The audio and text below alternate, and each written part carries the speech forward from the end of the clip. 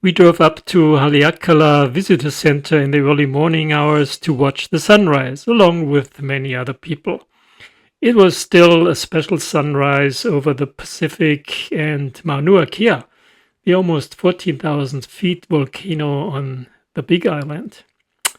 We also hiked a small portion of the sliding sands trail, mostly downhill in the beginning, into the volcano's massive crater.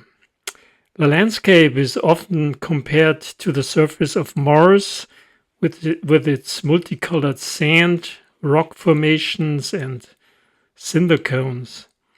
And we even saw the unique Haleakala silver sword plant. The hike was 4.8 kilometers or 3 miles long round trip with an elevation gain and loss of 300 meters or 1,000 feet.